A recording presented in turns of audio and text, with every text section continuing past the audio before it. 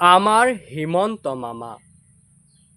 মনত পৰে মোৰ সেই দিনলৈ, যেতিয়া সমূহ বিশ্বই কৰোনা সংক্ৰমণৰ লগত যুঁজিছিল।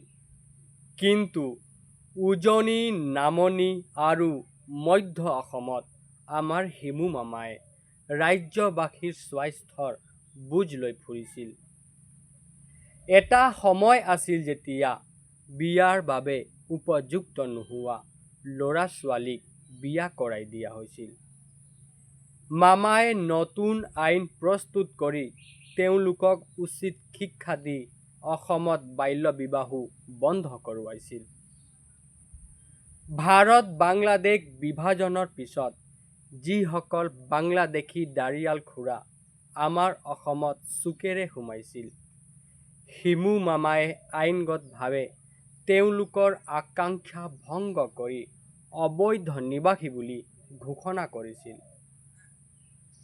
জনকল্যাণৰ বাবে তেওঁ বিভিন্ন আঁচনি আগবঢ়াই সকলোৰে প্ৰিয় হৈ পৰিছিল। সমাজৰ পৰা দুৰ্নীতিক আঁতৰাবলৈ কত যে দুখীয়াৰ তেজ খোৱা সুদখোৰকো তেওঁ আটক কৰোৱাইছিল।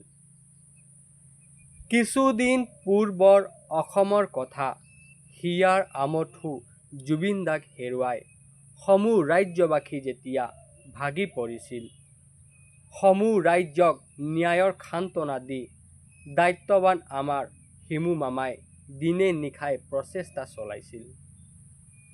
আহি আছে বিধানসভাৰ নিৰ্বাচন, দুমোজাত নপৰে যাতে ৰাইজৰ মন, আমাৰ হিমু মামাকে জয় কৰিব।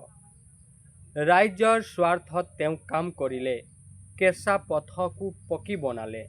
আমাৰ হিমু মামাই সদায় ৰাইজৰ হিতৰ কথাকে ভাবে। ধন্যবাদ। জয় আই অসম।